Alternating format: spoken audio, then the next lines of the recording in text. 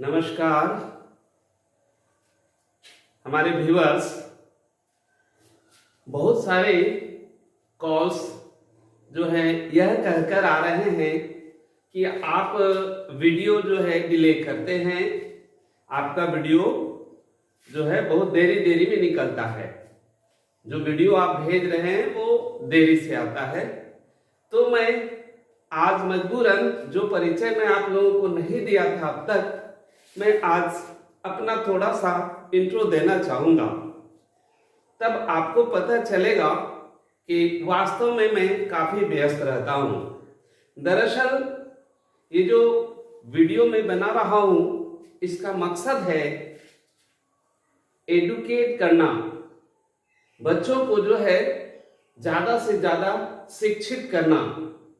मैं आदर्श high school का प्रधानाध्यापक हूं और इतना ही नहीं, हम एक एनजीओ के प्रेसिडेंट है, मानव जागृति केंद्र, उसका मैं प्रेसिडेंट हूं। और एनजीओ के माध्यम से जो है मैं जन कल्याण में दरअसल लगा रहता हूं। हमारा मकसद ही यही है और जन कल्याण के उद्देश्य से ही हम जो अभी बात किए कि मैं प्रधानाध्यापक हूं, उस विद्यालय का स्थापना भी मैंने इसी व्यू से किया।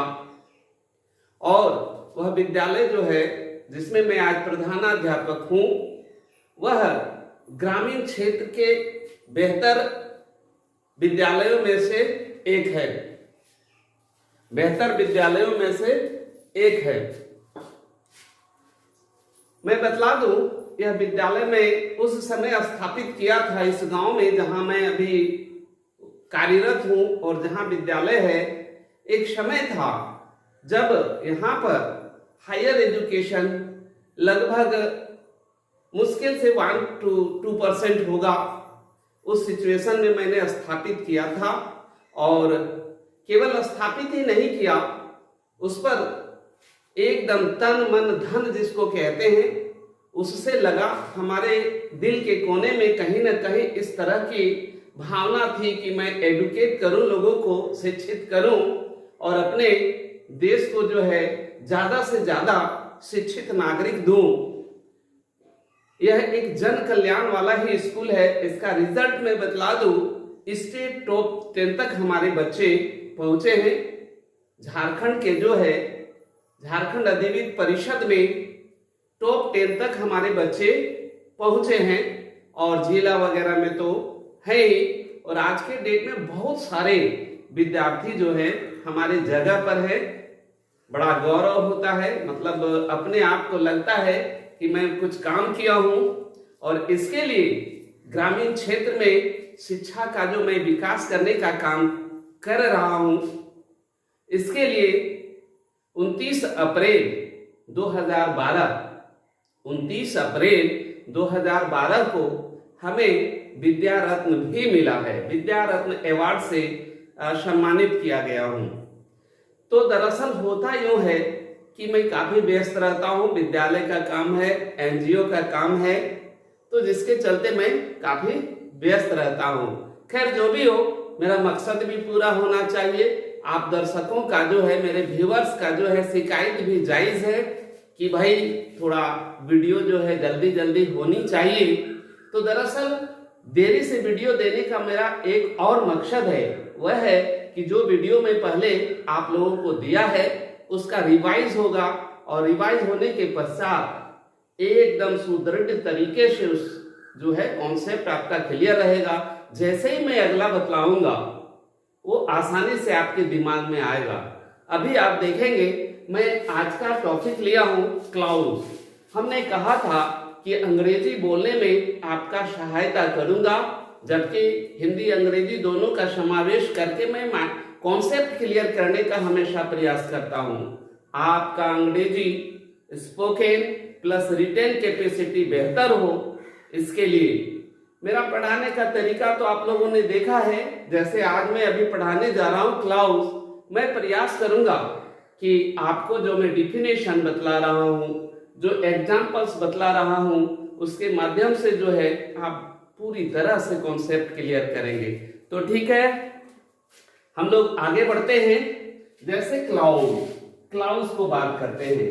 क्लाउड्स एक इंपॉर्टेंट पार्ट है इंग्लिश ग्रामर का, काफी महत्व रखता है कंपटीशन के दृष्टिकोण से भी, और जो अभी बच्चे जो पढ़ रहे हैं उसके लिए भी, एग्जाम के दृष्टिकोण से भी, और आपका अंग्रेजी भाषा पे पकड़ और स्पोकन कैपेसिटी को इंक्रीज कराने में ये काफी भूमिका अदा करता है।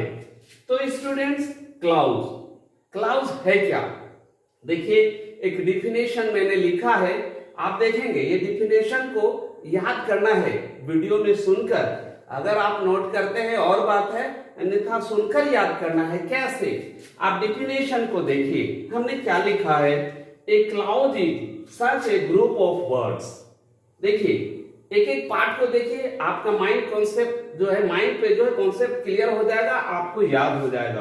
Cloud is a such of group of word, मतलब क्लाउड शब्दों का समूह है। शब्द समूह, ये क्या है? शब्द तो समझते हैं, समूह का मतलब क्या? ग्रुप यानी दो या दो से अधिक वर्ड्स का जो है एक समूह है। Which forms a part of a sentence, और क्या? यह एक सेंटेंस का टुकड़ा है, part of sentence, and has a subject and predicate of its own. इसका अपना एक सब्जेक्ट होता है और प्रेडिकेट। सब्जेक्ट तो आप समझते हैं, कर्ता, और प्रेडिकेट यानी विधेय, यानी एक उद्देश्य और एक विधेय होता है। किसका? क्लाउड्स का। यानी क्लाउड्स क्या है? पार्ट ऑफ ए सेंटेंस, एक बड़ा सा वाक्य का जो है एक टुकड़ा होता है, और उसका क्या क्या होता है? ये शब्दों का समूह होगा। जब वाक्य है तो वर्ड्स क्या होंगे? टू और मोर। सो ये ग्रुप ऑफ वर्ड है ये, और क्या? एक बड़े पार्ट का, बड़े जो सेंटेंस है उसका टुकड़ा है। That's all. It's has on subject and predicate. इसका एक अपना सब्जेक्ट होता है और एक प्रेडिकेट होता है। जैसे एग्जांपल हम दे रहे हैं, राम वाज प्लेइंग। राम खेल रहा था। When I entered his room, जब मैं उसके रूम में प्रवेश किया था। ठीक है, तो आप देख रहे हैं यहां तो क्लाउड है। राम वाज प्लेइंग, आप देखिए सारा कुछ मिलेगा। ये जो पोर्शन है क्या है? एक बड़े वाक्य का टुकड़ा है। That's all. अब ये जो सेंटेंस में वर्ड बाय वर्ड लिखा है, ये थोड़ा ना याद रखना है आपको। सेंटेंस तो ये डिफिनेशन तो आप खुद तैयार करोगे। मान लिया जाए इसका एक पोर्शन आगे पीछे भी हो जाएगा तो कोई बात नहीं। डिफिनेशन का मतलब क्या है, आप उसको क्लियर करें। तो देखिए, यह क्या है? राम वाज प्लेइंग, ये क्या है? पार्ट ऑफ ए सेंटेंस, एक बड़ा सा सेंटेंस था, उसका ये एक पार्ट है। Group of word 1 2 3, there are 3 words in this part, so it is a group of word. Okay, अब क्या है? हमने कहा था it's has on subject and predicate. तो इसका जो है सब्जेक्ट, इस सेंटेंस में सब्जेक्ट क्या है? राम क्या है? सब्जेक्ट है। और प्रेडिकेट का मतलब क्या होता है? प्रेडिकेट का मतलब शेष जो भी पोर्शन बचा, उसमें वर्ब हो सकता है, ऑब्जेक्ट हो सकता है, या अदर वर्ड कह सकते हैं, अदर वर्ड हो सकते हैं, तो वो प्रेडिकेट में आता है। जैसे यहाँ आप देख रहे हैं, क्या वर्ब है और ये क्या है? ऑब्जेक्ट है। तो ये टोटली यहां से यहां मिलाकर आप इसको प्रेडिकेट कह सकते हैं। ओके, तो जो मैं सब्जेक्ट और प्रेडिकेट का बात कर रहा था वो समझ में आया। प्रेडिकेट में क्या हो सकता है? प्रेडिकेट में वर्ब भी हो सकता है और अदर वर्ड भी, ऑब्जेक्ट भी हो सकता है। बट मेनली दो चीज तो होना जरूरी है। कौन कौन सा? एक सब्जेक्ट और दूसरा वर्ब। ठीक है स्टूडेंट्स, यहाँ पर दो वर्ब आपको दिख रहा है। ये हमने ये ऑब्जेक्ट कहा, ऑब्जेक्ट ना करके इसको मेन वर्ब कहेंगे। ठीक है, हाँ, ये अदर वर्ड हम कह सकते हैं, प्रेडिकेट कह सकते हैं। बट यहाँ ये क्या है? प्लेइंग है, तो ये क्या है? खेल रहा है, यानी वर्क है, यानी ये वर्ब है। यह भी वर्ब है, यह भी वर्ब है। तो ये कौन सा वर्ब है भाई? तो हेल्पिंग वर्ब है, यानी वर्ब को हेल्प करता है, हेल्पिंग वर्ब है, और ये मेन वर्ब है। ओके स्टूडेंट्स, तो आपने देखा डिफिनेशन को ये क्लियर करता है। राम वाज प्लेइंग, ये जो डिफिनेशन हमने लिखा था, it is A part of a sentence, यह सेंटेंस का एक टुकड़ा है। It is group of word, ये शब्दों का समूह है।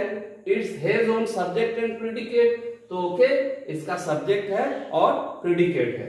दूसरा पोर्शन को भी आप देख रहे हैं। आई एंटर्ड हिज रूम, ठीक है, when I entered his room. I क्या है? सब्जेक्ट है। एंटर्ड प्रवेश करना, वर्ब है, और ये क्या है? ऑब्जेक्ट है। तो यह भी जो है क्या हो गया? क्लाउज हो गया। यानी there are two clauses in this sentence. कौन कौन सा? Ram was playing when I entered his room. There are two clauses in this sentence और लॉन्ग सेंटेंस। दूसरा देखिए, I am ill so I can not go to school today. देखिए first part में I am ill, उसी प्रकार ये subject है, helping verb है, अदर वर्ड है, वर्ब है, अदर वर्ड है, तो सब्जेक्ट और बाकी प्रेडिकेट। यहां पर ऑब्जेक्ट कह सकते हैं इल को। So I can not go to school, यहां सब्जेक्ट है, वर्ब है, अदर वर्ड है, ठीक है। तो मैं समझता हूं क्लाउड जो है समझ में आ गया होगा। स्टूडेंट्स, क्लाउड जो है याद हो गया होगा। मैं डिफिनेशन को रिपीट करता हूं ताकि आप भली भांति जो है याद हो जाए। अभी हमारे जो है वीडियो में जो सुन रहे हैं उससे क्या हमने कहा? Cloud is group of word. चलिए इससे थोड़ा हटकर इधर उधर भी करेंगे तो सेंस आना चाहिए। क्या कह सकते हैं? Cloud is group of word, it is A part of a long sentence, it's has on subject and predicate. कौन? क्लाउड। ठीक है स्टूडेंट, एग्जाम्पल आप देख रहे हैं। तो क्लाउड का डिफिनेशन से काम नहीं चलेगा, हम लोग आगे बढ़ते हैं। Type of clouds. Type of cloud यानी क्लाउड्स के प्रकार, ठीक है। तो mainly there are two clouds. मुख्य रूप से दो क्लाउजेज हैं। तीसरा क्लाउज के बारे में भी हम लोग जानेंगे, तीसरा क्लाउज भी होता है। तो चलिए एक एक करके मैं देखता हूं। पहला है प्रिंसिपल क्लाउज, इसको मेन क्लाउज के नाम से भी जानते हैं और इसको इंडिपेंडेंट क्लाउज भी कहते हैं। क्या? There are two type of clause. First principal clause, और इसी को जो है मेन क्लाउज और इंडिपेंडेंट क्लाउज भी कहते हैं। There are three names in first clause. First clause के तीन नाम हैं। हम तीनों नामों को इसलिए दे रहे हैं, कहीं पर आप मेन क्लाउज देखें तो भ्रमित ना हो, कहीं इंडिपेंडेंट क्लाउज देखें तो भ्रमित ना हो, और प्लस इसके साथ ही नाम जो है बहुत कुछ बतलाता है। इस नाम से ही आप डिफिनेशन देखेंगे। प्रिंसिपल का मतलब भी होता है प्रधान, मेन का मतलब भी होता है मुख्य, ठीक है। यानी मुख्य क्लाउज यहाँ जो देख रहे थे उसमें मुख्य क्लाउज कौन है? मुख्य क्लाउज किसको कहेंगे? जो रियल बात को जो है क्लियर करता है, मुख्य बात को। और इंडिपेंडेंट क्लाउज, इंडिपेंडेंट यानी स्वतंत्र, अगर उसको स्वतंत्र भी छोड़ दिया जाए तो वो मीनिंग देगा, ठीक है स्टूडेंट्स। तो क्या कहता है देखिए, principal clause is the part of a sentence.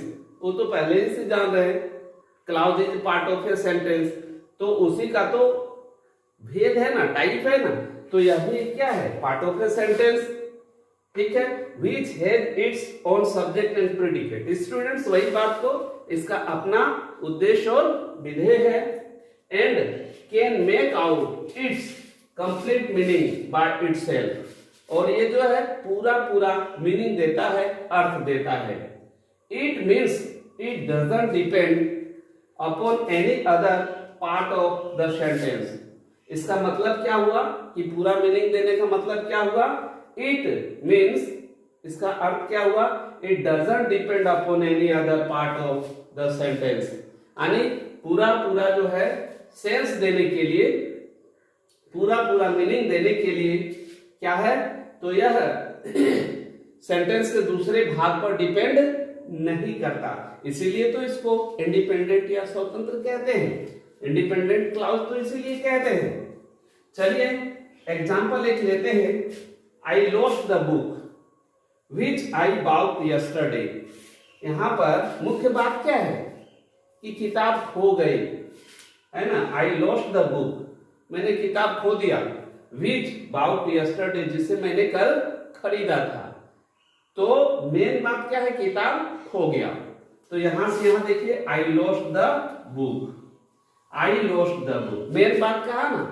आप जो किसी को बतला रहे हैं, क्या बतलाना चाह रहे हैं कि मेरा किताब खो गया है भाई, ठीक है।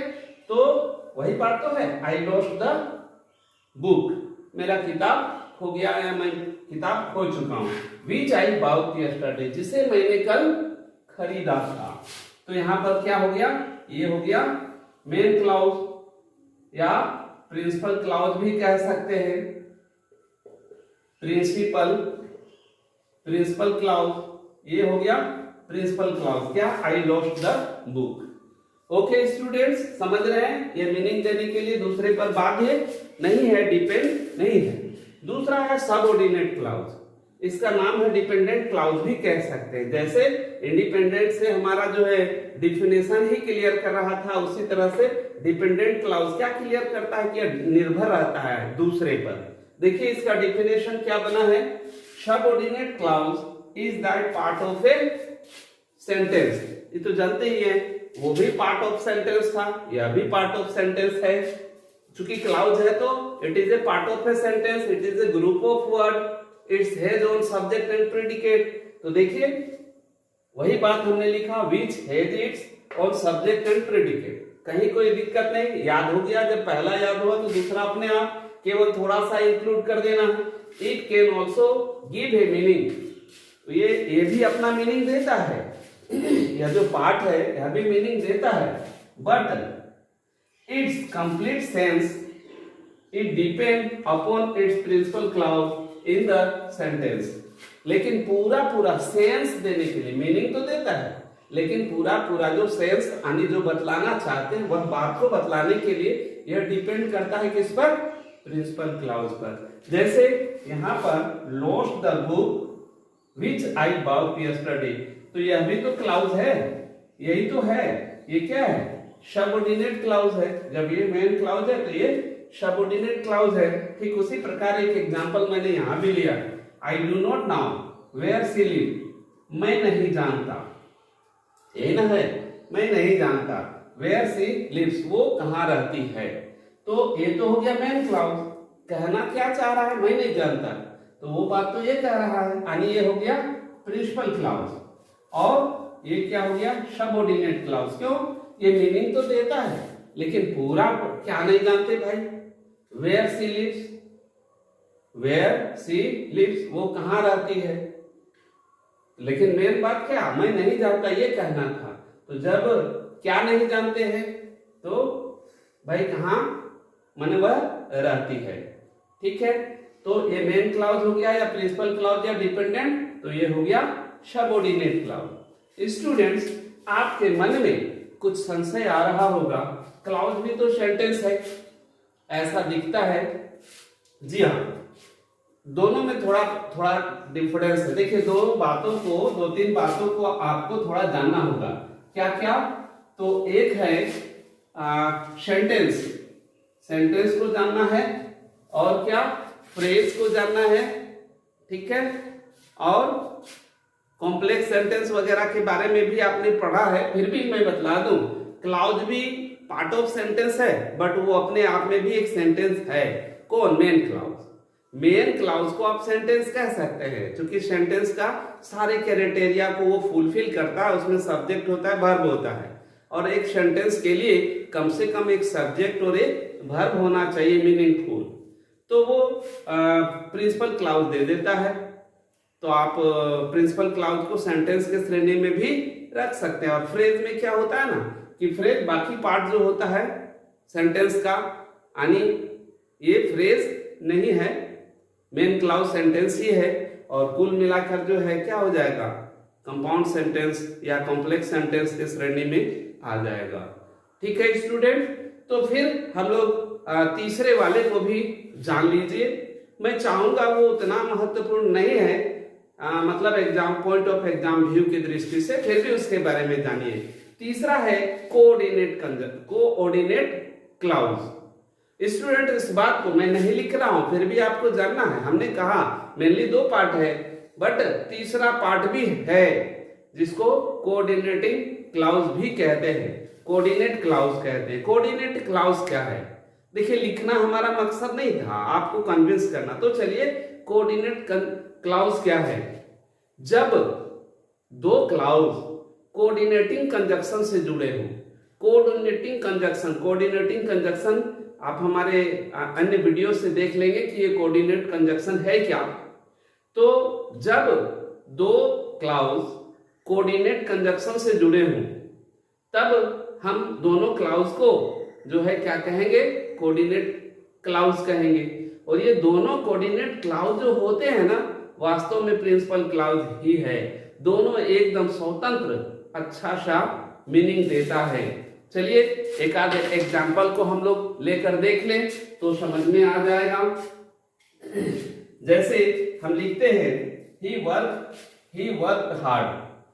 क्या हम बतलाने जा रहे हैं? तीसरा नंबर की मैं बात कर रहा हूं। कोऑर्डिनेट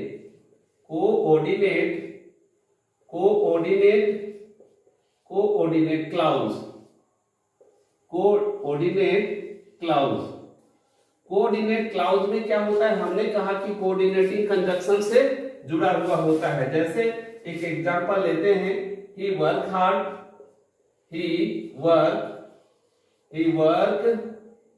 वर्क कर देते हैं, ही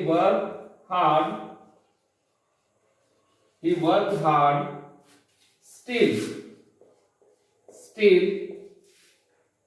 he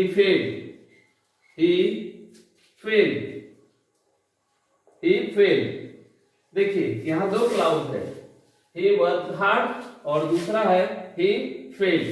दोनों एकदम पूरा मीनिंग दे रहा है और कोऑर्डिनेटिंग कंजक्शन से जुड़ा है।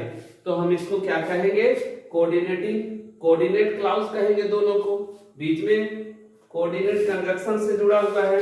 जैसे इसको हम ऐसे भी लिख सकते हैं, he worked hard but he failed।